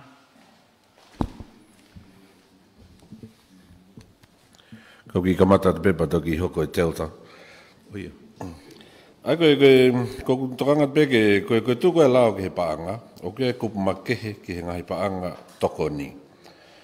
I he lao. Ai oku kai ke tatau huna rekoti naua he patseti. He kupe heni. O ke ai paanga tokoni oku osi mao. Pea ke paanga tokoni oku toki kore. Pea toki mao. Pea ke rewa paanga tokoni oku kore pea i kai ke mao. Ai koe mea ko kore pe ke tau nofo pe. Ki he paanga koe ai pure anga whakaloto whonua koe au ku pau. He ku pau ke akaunta polo ke ai pure anga. Koe paanga toko ni, hange koe ni. Whatatapen ka pa e ke mahino a pito. Koe paa koe mau ngā whi, na ke kau ia he patseti. Kana e kau kuhu mai u paanga toko ni fo ou ia ki ai. Ai ko kuhinga ke hangarewa he lao koe e tau ngau e whakapaanga ai pure anga. O whakaata ke ngofua pe ke hu maha paanga tokoni ke ngawe ake he pure anga neongo na ikai ke patseti. Pea koe mea tatau pe ia ke paanga tokoni na osi i he patseti ka uteke ke hu mai e lava pe ia ke he kai ke ngawe ake ka te unu holo ia. Ai ko tokanga pe ke koe mea koe whenganda ke whamapopo pe ke tau nofo pe ki he whaingofua. Ke mahino ange koe ngahi ngawe ke Koviti na lahe ngahi mea na e kore. O kulaka ia he na ea ui hange koe ni. Whakatatape o kiloto pepe mo na e kore ke kore e he pure anga ai tokoni ke ngahi businessi o au ke $9 miliona. Koe $9 miliona koe uti ke maa uia. Pea mo ngahi u mea ke he peka koe u mea koe na eskomite he pure anga ke mau ke ane ngawe aini pe koe na whenga ke nofo peki ai e tau whilongaki. Koe $5 miliona koe ngo whai ake ngawe. Pea wahe ia he ngahi potu ngawe. Hange pe mo mea iu ke ka polis. O kia e nimo, o kia e malai wakapuna, pea mohono ngahi kehe pehe. Ai koe uhinga tu, koe paanga e paku nau ngau e ma kehe aki, ki he ngahi fie mau koe ia ai Koviti. Koe ne hau koe ni hange koe ni koe lockdown ni koe ni, pea mo ne ngahi fie mau. Hange pe koe mea koe nai wato ni nai ke tau whilonga ki ai. Ai mahu inga koe ke pure anga ke ni hanga whakamau opo, mo whakahoko rei, ano ngahi whatongia. Fie mau ke tau whilonga ki tau talango fua ke mea o fie mai pa ngai mo ui, ke lawa e pure anga mapure, pe no. Koe mea koe whai ke tokanga ka pati tau toe tokanga ke whakamo ui ngahi mea koe. E toe lawa ke toe lolo anga pe au e lockdown ni, ke hatu unga koe ke tau loto ke au ki ai. Ka kou fok mai pe ke whakamahino atu, ke unga ke tau nofo pe ke mau, na he whaingo fua hono to ohala. Ai ngahi whehui, pehe i koe uhi he koe ke tonu hono oha ke. Malo. O leo ke tare te o ta. O ki tare pe ki he ka hoko mai te o ta. Koe hu malu i kona AstraZeneca. Tosi koe ua. O kunehanga o mai e malu i lelei ki he Delta variant. Koe pusta a koe Pfizer, wai mo e malu i lelei ai ki he Omicron. Aia koe mea ku mahu ingai ke huhu pusta whakalahi, a ki ha vaccine kehe, i he huhu laki mo e ua, tene o mai lewa ai te whaatangi honohanga o mai e protection ki a tautolu. Aia katoa mai te olda, o malu pe ia he mea, hauen me variant koe Omicroni. Mo whakatokanga iang, o kuia Omicron PA1, 1.1, PA2, e koe hau ngahi variant ia koe ia. O hingai a ko o ku tau huhu ulaki mo ua ake AstraZeneca, pe tau pusta ake Pfizer. Ai tene o mai malu i lelei ka tau tolu. Pe ko whepe ha mea e ha. Tuke ha. Te tui pe tau malu pe he ngahi mea koe ia. Pere ke alu e takai wakai toki. Ai ko lina mai toki hoko. Pea kui kai, tala ke tohi tapu. Ia malo o pito koe ki whia ilo pe me kau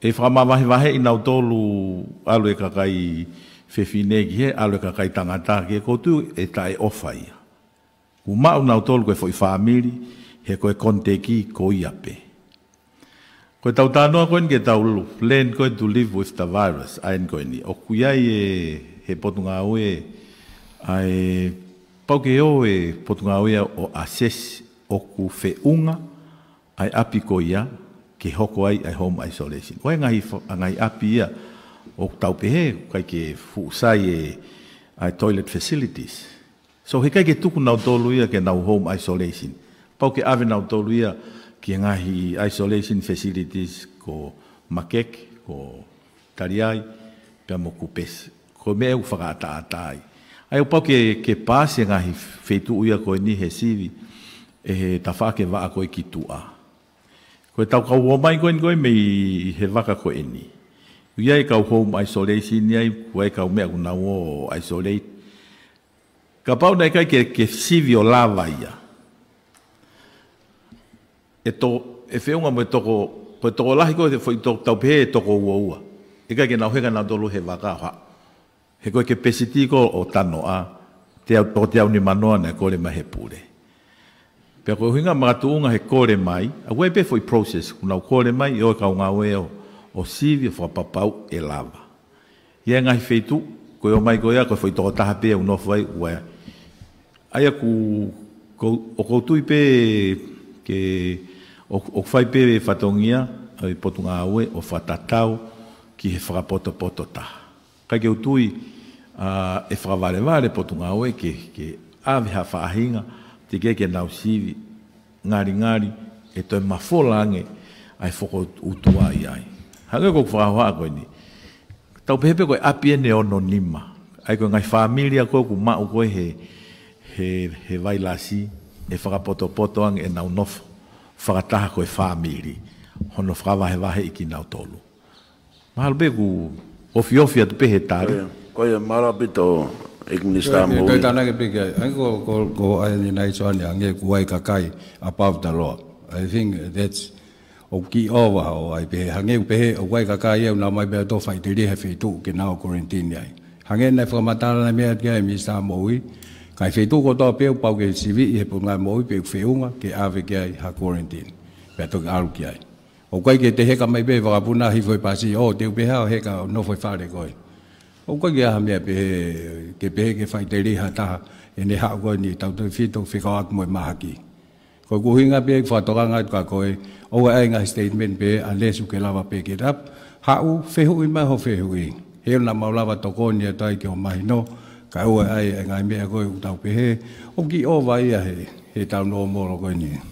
Malo. Palemia, aia koe, whehui whausi pea koe, fwoi tūtuni ngā oe ko ni koe process ko ni e mafuri pe fōu ngā ia he kai ke tau, fu nofo mau ke whenga tūtuni, e tipeni pe me he tō ai mahaki, pea whakat poto ke hae fōu ngā, tūtuni ngā oe koe ni. Hei koe nau tāri koe ni nai koe ke whehui koe ia, koe tu e tainimi, koe whare i ke orange, kai lau pe mafuri tipeni he lahi ang koe mahaki. Malo Robinson. Koe tutunia koe ko whi tāna kia pēo, koe tutunia koe ki home isolation ni ko si mahino ia. Pau ke te kore mai ki taia ki he potunga oe, pēo e potunga oe ia o wakai, pēo ku pau pe ke whakapapau i koe whai nofo ko ia, kai ke te whaha alu ki tua, kai ke te whaha hukiloto, i he whai taimi kolontini. Aia ku o pau ke whai mai kore, a te kaunga oe o assess, papapau kusai, pe ti peni me kau folau o kuhau. Pau ke nau nof, pau ka toko taha peia, foki mai pea, fui fukoia pea, e he whare, ave u supply, whai pea neku, o ku atai, ka e makatuunga ia, me assessment ko e whai. Ai koe ngahi riririu e tu uni, o hange koe mea e Palemia, e hange pe koe traffic light, me lan mata, lan mori, lan kulokula, o whakatatau pea ke alunga koe aho. Ka pai alatu e me aia tau peheku, to hiki tō e kau positivi ia. Mahino unihanga ia stretch, pe unihanga ia whao i hivi malawa koe potunga oe. Te tau iku tatolu ki he red. He kai koe potunga oe unau tokanga i atape a Koviti. Wai ngai whatongia ke ilahi pe matei e whautua kakai he NCDs. Ke ua e hoko ai Koviti ke ne hanga compromise ai service ko e potunga we ko weekend ko osi ai ko time ko na fra osi e to sen tamano ko faisa ko na mai minusila o toki ahoni o tau mai e to faisa e wa mano pa minusila ke hoko atu ake pusta so ko time ko na pehe ai ngau aki deva he potunga we ke na o whakahoko e huhumalu i koe huhumalu i nomolo. Ki he tipi, ki he ate pupula, polio. Ai koe fo i weekend, fo i aho e ua koe ana na o huhu i whangi whanau. I ki e toko tolu ngea o tahawha. I kai ke lau ki ai aki nau tolu, o nau i he lotonga i home quarantine, o nau positive. O nau tatari ke osi e wike ua koe, mahino o nau negative e nau tesi, ka nau toki o whakakakato e whatongia. Ko hinga ea, e kutala noa, e malama pe he ngahi whiriuriu aki e hoko, o whiriuriu aki e tau whanonga, ki he lanu koe o traffic light. Na tau red, koe ni utunga whakawhie maari, tau hau ki he orange. Peka pau e osi e wike ua o whatatau ke talangofua, ai kakai e whanua, nau ofa ia nau tolu, ofa ia tau tolu, pa te tau Oliver Green. Ko traffic light de ne hanga ai ko e tipendi me ngahi feriuriu aki o e aho te ne hanga tok tala mai ai e feriuriu aki pe fai tutuni mal ko ki tana ki at pe ke to e mahino ange ka ki tau tolu pa mo mahino ke ka kai fonua ke tau tala ngofua pe o whakapa apa he ko e mea ke fonua whakalufua toton ke o te tau te foki red ka tau tutuange ngai businessi ke mo ui, tau tutuange ka kai whanua ke te whoki pe tau whiohi, o hange ko e ke tau, hako pe ke tau whiohi mo e Koviti. Whiohi pe ua, ki whiohi pe ne ko e special quarantine area hange ko Pātangata, o ko hatu ko e general regulation ka whaitu ko ya, e koe e whiki ki mātua o nana o mo iko tau tai, ka ku tāpuni whokia ve aha koe ni e pāka, ka koe whelu e aki mai mo e kato whingo tau whaangangana mai pe konga e. E ala ko pe kulawa ato e ki ngaloku ange pe whakawhainga maari e ange whe alo aki e whe tuko ia. A tata te whito kono whenga mena u whangi kolo ange whakatau e u aho pe heni. A pa koe whewhe, e koe tuka te whe tuanga pa tiki hao. Ai koe maketi, ko ngake whao maketi koe e tautai e kau Pātangata. I kai u whenga maari pe. Ai ka pate nau whao maketi pe na tole whangi ho nau tau moa, ai na nau whaai ai. Lama pe me re whenga maari pe tope. Oh, okay. Ia. Lina, moe... Ia. Ki whehu peo ke pe ku lava e kole peke si o ka patunga mo ui. O whakalau mai ngahi kolo ko wai mai ngahi keisi. Ko ngā peke whaasinga wiki ke tokon peka tau tolu. Mo tokon ke ngahi kolo ko ke nau ilo wai ngahi keisi ai ke nau toi tokangange i he tunga lolo tonga. O ka pau o kuma. Pea toki whakalau e koe mo place of interest i programa i whiawhibu. O toka ave meha risi ka rina mo e kau le te oke ke. Malo. Malo. Io. He whenga maari he pa ko katak pe e Palemia pe mo ik minister pa anga ka ko ngoi pe ko mo tafu ua i he mea ko ni mau tuku ki tua. Me he toki men na upe he whalala anga au pito. Ianga koe e ni whakamatala. The government has received. Pea mau nofat mau tolu me whakakau kua mou mao e fusirini koe ni me ngahi donor partners. Ka koe ku whakatontonu mai Eiki minister pa anga. Ai au ku ke pehe koe Eiki minister pa anga khala koe ngahi palomesi e ni kau tege ke mau mai koe tahanima miliona pe ko mau mai pe koe o tege pe ke fumahino ai tawhako ia pa ko tui pe e tari ai lewa wheui, mai no koe ke tui koe ke mea ko ate minister. Ia ha fo itali te ke whe maari. E kai ko kuhinga e Palemia he ku fotu mai i he patseti the government has received. Koe tano kai minister, hange koe ni te pehea koe World Bank i tene mai 1 miliona. O koe hinga ia was o mai 1 miliona, but potentially tene ala o mai ai 1 miliona. Kai tuku peke minister pa anga ke ne tāke na te toko ni atu. Tamat peke Palemia koe, ai koe mahalo ko fehu tatau ben he tau press conference e fiha ku o mai. Uraki pe ke mahino ko patseti ka pa ko uhinga ki he estimate ko pure anga pe mo statement ko pepa falala anga ia. He ko pepa e ko whakapasi wharearea o whakatatau ki he whakotu me pure anga. Ka e whakamore pe ko mea nau whenga toai ke mahino i ke lava ke hanga to o kehe. Ai paanga ko o kureko ti ko paanga whakaloto whonua. Pera mo paanga toko ni. He ko ngahi fika ko nage o mai o ku ke tala noa mai ko he ngahi fika paanga toko ni.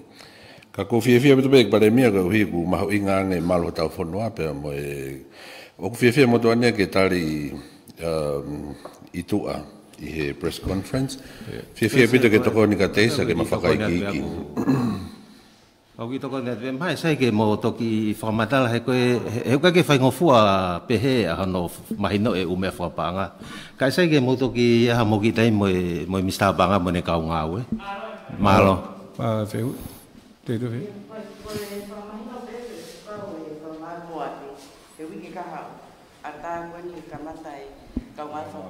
Ko ia na kai fu ton ke tuku ia ton pe ke lere pe uhila.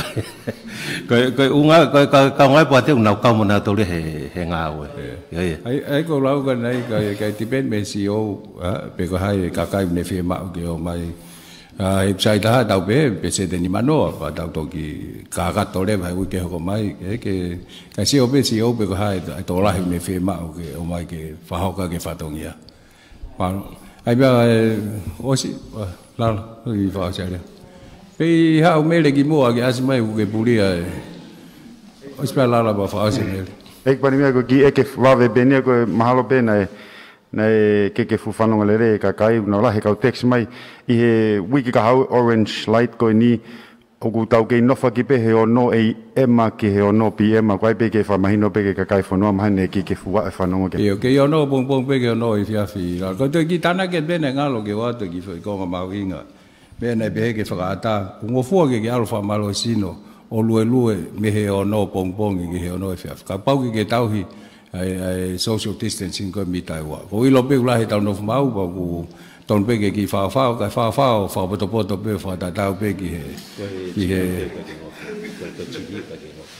Jimbe ko Jimbe ke tai mi pe e ko potentially la he ngai me ai ala ma fo lai ai ma ki ka ko lue ko pong ki ko fe fa si e ko mai ti me ho ko de fe fa ki fe hui ba be pe ko nga ku fa fo ki mai ngai ngau e anga I wike ka hau pe ke a ngai Fekau'aki vitela ko se o pe ke matua tau whanau he ke no fofo ke whanau a ko me api pe o ko ia ha whakaukau hatutu uni ko ngana mau alu e ngo matua ngā ue kai hopo te whanau e ke ngai kau ngā api ko kai ke nau kau ki he Polokalama ko me api pa ko ki whehui pa no wa na ke mea mai e haki li pōtia minista lao ki tukunga ko ko ia toli ko nga ke ngai hoa pe mo ngai whanau ko ia pe malo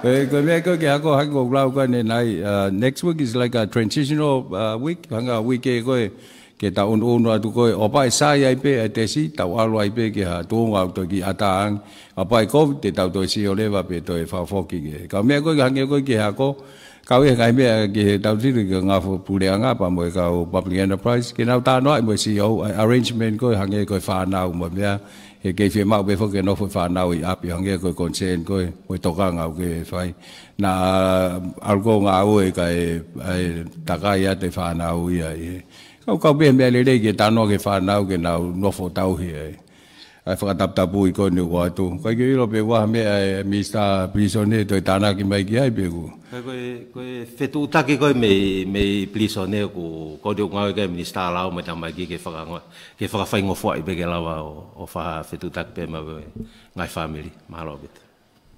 Malo. Wha malo la hea tu ia ai whaasa rewa ti Kataki pe Palemia o ko kau fuk mo lau mari no fo mo moral bea koe ki whehui pe ke kau o foto to ko ka por sakolo ka hange ko me fa sociale ko fai kava pa me whaianga whakatau entertainment hange koe whare whaiwa. Koe hae. Hai koe whai ka wau kei tapu pe. Ma pau pe ke nofo api ho foi papola koe, pa wa ha foha mo ho hoa mo foi whai ka wa ngo fo api ke nofo pe. Ka koe kalapu mo umea pe he mo whai ka wa po swa ko tap kai to ki ho kai ton Palemia ne ki mea Fekau'aki pe mo e. Ki la pe he ka po swa ko lo ki fa mana te pe ma ko to to la ke no fa mana. Ko u Tongatapu ko ne o lawa to ko he pilkatia. Koe nau, koe whakamawhai ki nau tolu ki he Tongatapu ko ia. O kui kai kawai honoloka au na hakolo. Pe te nawanga o tiklea ko red zone hakolo. Ko red zone, o whai e he health. O kui kai ke ta, o tau whakango tato ke kau toke ta. Pe ponu ngai mo ui ke nau tala mai red zone ne po mea. Ka kou kore peau ke kau pois whakolo, pe kou kai ngata petongan mau kawai mo wawa. Ke oa te mo fuanga o whakapopula e kakai ke tunga koe te mau lawa ina whakahumo tohe kau polisi. Ka mo whapoto pe mo whetoko ni aki pe he tau ngau e kuwhai. Malo. Malo. Ki tonga pe ki he tawhakoe ni retsoni mo e kau polisi whakolo. Oku mo ne au pita. Taim koe nei whai ai e retsoni koe a piri mo vaini. Nai uhinga ia he nai alu e keisi o lahi.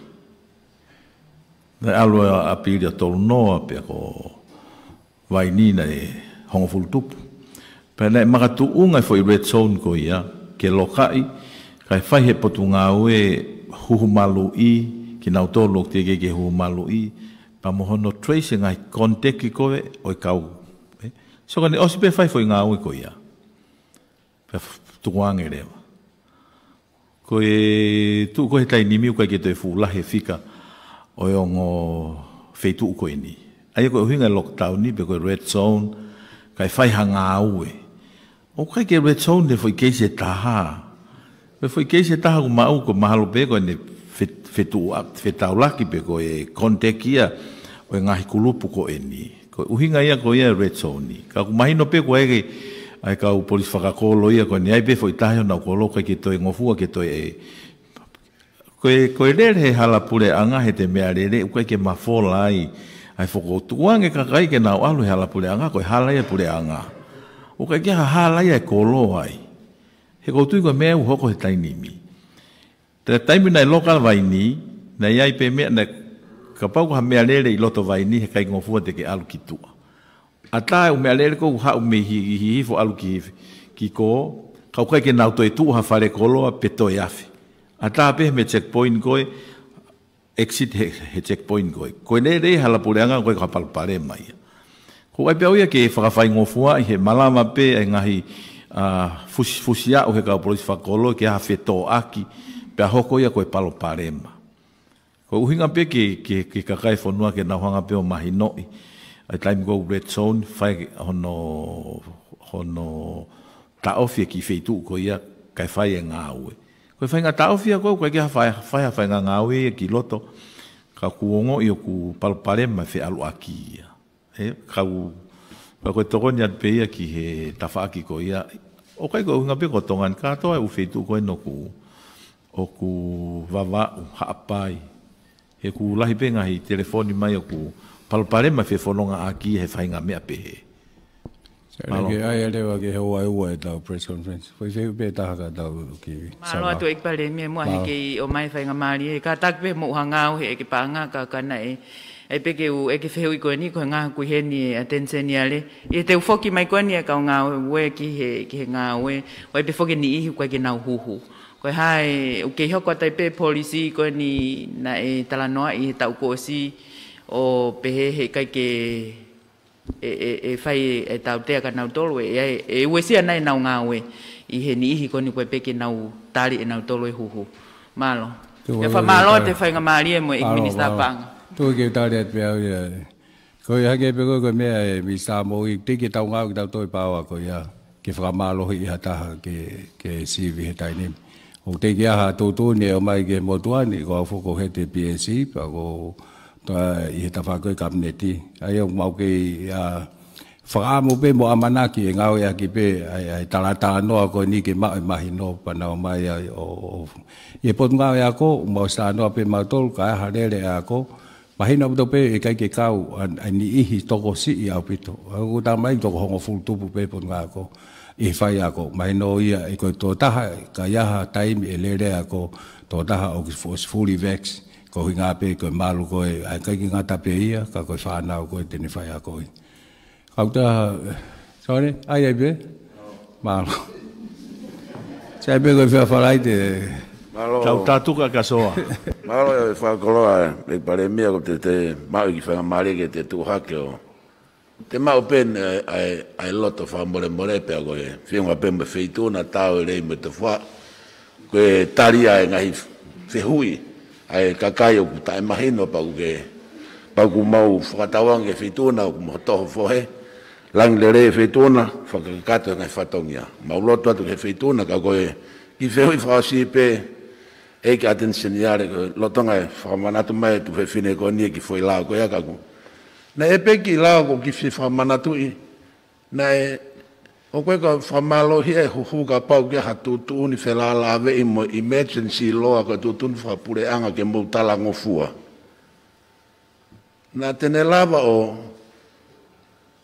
whakakakato e mea koe koe ki tuai whahako whatongi ai o e ki minister ka ke pe lao ka ke mai ke tau whamalo hi ka koe tari koe tu uni whakapure anga i he taimi o e disaster taimi o emergency o ke tu uni whakalao te akune o mai rewa foi ata ke tau tala ngofua lolo tonga tō ai maha ki whakaauha tene override ha whaahinga mea kene whakatutu ai ki tau tala ngata ke pure anga malo pito.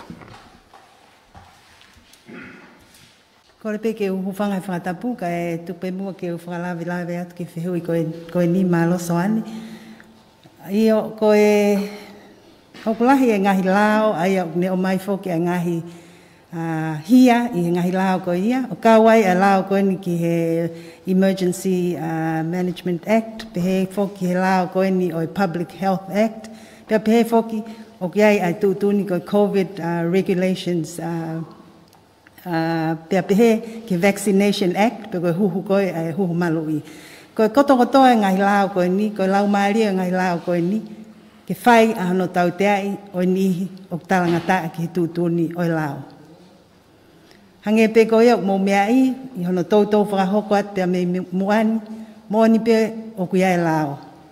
Kai kehe, koe uhi koe lau maari e o fie mau, koe ia ke whai e talatala noa mahino mo e kakai, i he lau maari e koe whenga ke tau hikunai, ai mahak whakaauha koe ni, o i kai ke fusia o ai ngai tūtūni koe ni. Ngai tau te aia, o hangena o lawe ki ai tau kōsi, oku hulu whāu ia. Tau te i he lao koe ni o public health, pe lao koe ni ki mui lelea kakai, o kua ngai tau te aia ke panga ni mamano. Pe au ki he tau ngau pōpula tau e nima. Ko tau tea koe ni i he emergency pe, i he te talangata ki ha whakahoko mai i he brigadier pe mo ngahi nihi koe ia ko os whakamawhai ke nau ngahi tūtūni o whakahoko mai i he ngahi tūtūni whakatapui koe ni o ko mai. O kua oe tau tea ki panga taha mano o ka pau i kai ke te talangafua ki ai pe ko ngai pōpula ta e tolu. O mau mea i pe. Kau Faiongoongo. Nai os whakahoko ai tau tea ki he nihi, o alu holo nau tolu he tua taimi curfew, os whakahoko e whakamao ngā o pangai tahawhi. O whakahoko mai i he lao koe ni o COVID regulations, peko tūtūni o ngahi nihi koe ia uki kai ke nau whaipau ki he lao koe ia, uko mai tau tea koe pangai tahamano, i he te talangata ki he ngai tūtūni o ko mai me wharimahaki pe a pehefo ki e kau ofisa whakamawhai. I he lao koe a Vaccination Act pe koe huhu malui o kuiai ai tau tea ke wau ki paanga tahamano ki nau tolo ki kai ke nau whakahoko ai huhu malui. Ka o whakate whitoia i he whare i o whai i he CEO e pot ngai mo ui ki he minister i he taimi ke whakahoko ai fo i ngā oi koe ia. Aia kon whakatoa, o ku iai au pito ai ngahi tau tea mamafa, ki hono whakahoko, o hangai tutuuni i he taimi o e emergency, public health emergency, ko e taimi o ku iai, o ku tofu iai a whonua, i ha ngai whakatamak pehen, o ku iai, ka, i he taimi tatau, o ku anga lelei, mo lau maalia lelei ai puleanga, ke whakahoko pe a tala noa. Ka ku hange pe goia mo mea i, o ku a upe ai ngahi hopo, ki he whakamau anga, i he ngai talangata, ki he ngai tūtūni koe ni. Nai mea pe ki ai a CEO o health, ko si abe pe ke kau polisia ni he o nau talangata, ki he ngahi tūtūni, ke nau nofo mau, i ha taimi o whia mau ki home quarantine, ke hangai tūtūni, ke nau whai pau ki hangai tūtūni ai Ministry of Health. Ka i he klawe i, o ki kai ki fulahi. Ka koe ni pe nia ko nau hulu tua e nau talangata, tau whakamanatu pe mo whakatokanga, ka i kai ke iaha nau tokanga ki ai, ko awe he pot ngawe ai ngahi hiani o awe ki kau polisi, ki awe ki whakamauanga. Ai ko whakalukfua soane, moni au pito, i taimi o whai ai au koko ai ha ngahi whakatamaki, ai au whiamau ke ngau aki ai ngahi mawhai i he lao koe ni o Emergency Management Act, pe koe Public Health Act, pe koe lao koe ni ke ngahi mea whakatamaki, pe mo lao ki he mohi a kakai, o ki ai mawhai, kene whakahoko ha ngai tūtūni, aia e malama ke whakatonu lea i o pehe, o to'o ai tau ataina i kakai, ko hui ko tūkunga whanua, ko hui ko whiamau, ke toi ke hiku nai ai mahak whakaoha, pe ko ha whakatamaki nai hoke whanua. Malo. Alo, Edensenia. Whamalo lahi atu ko Faiongoongo mou lawa mai whiawhini tapo tānoa.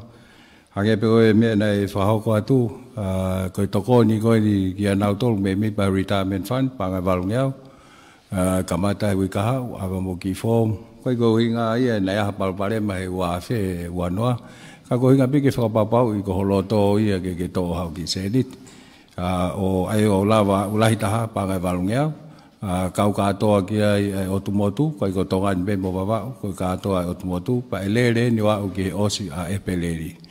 Ngata anga e peleri, ata atu me tainimi o lele au ki he end of April.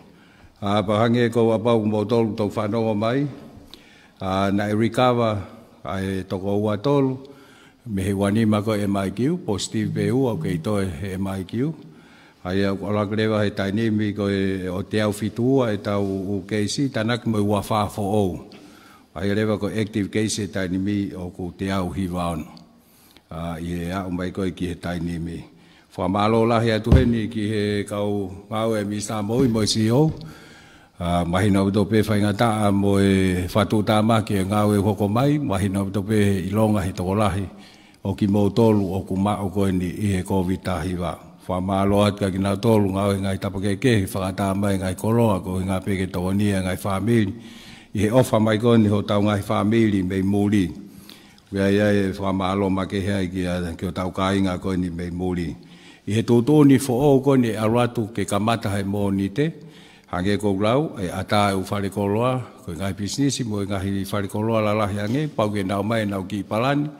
E anga whewhe e nau tarangofua ke Covid tahiwa, pa e ala whangofua rewa ke lere kamata me mō ni te kaha u. Koe u whare kai rewa, e kai ke mō tāri ke o mai hakakai ke ho mou wharekai, koe take away pe e ngofua.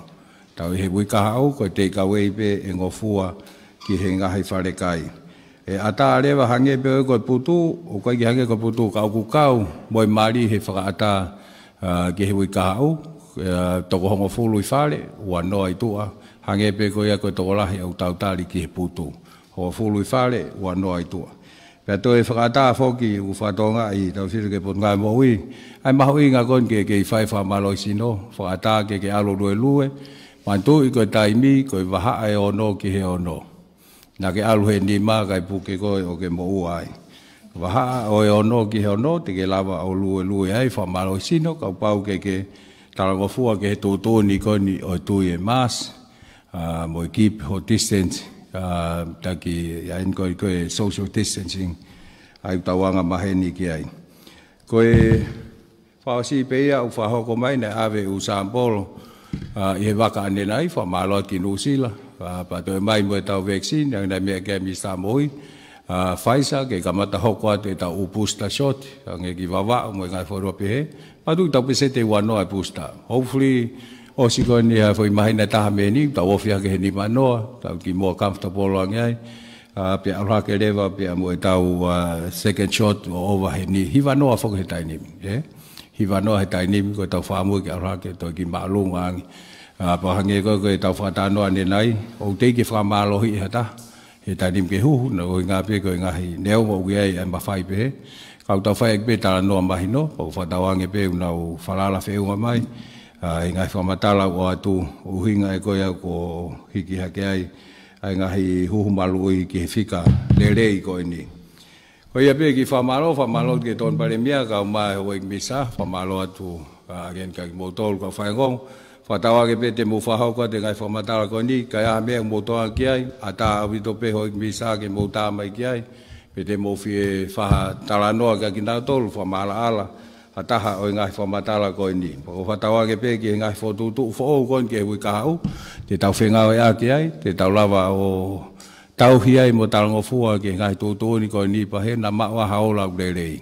Tau te whitu ke hoko te tau sivi ke tau no whai pe i he lan moli pe te tau arifo ke lan mata. Mahino abito pe ka to hiki to ai lahi koe ni nau tolu puke te tau toi sio nau toi whau taimi ki tau toi whau ke kura kura.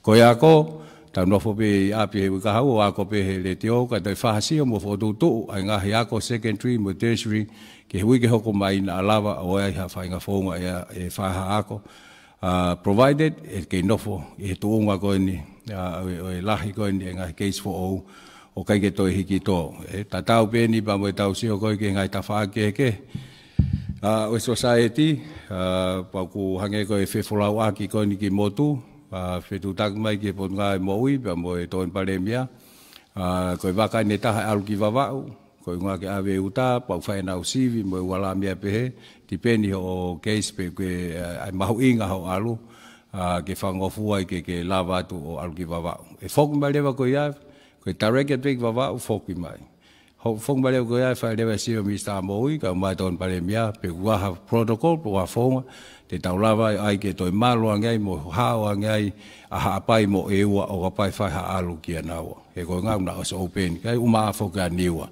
Ai koe ngahi mea ia e hoko mahi ka hau, koe e whaingofu ai ni he tau whengak whataha, whaingofu ai ni ho mo whahoko te ngai whamatala koe ni ke kai ngā tonga ko tau peuk nau whanongoa mai ho mo ngahi Polokalama. Koe whaamu pe ia koe ki tau ilu ke hala whanonga he ka hau, koe tau whaamu mo tau amanaki. Te tau lava o tau taofi hifo he, ai Covid19, whakalere e tau huhu malui. Whenga e hanga ngau e ton ke lava ka uhi ngā koe tā taofi he lockdown ni ke lava. Mo tau toi mateu te wang. Kai ke taha mea e whahata noa kia i koe whamalo pe, pau kore ke tau whaosi.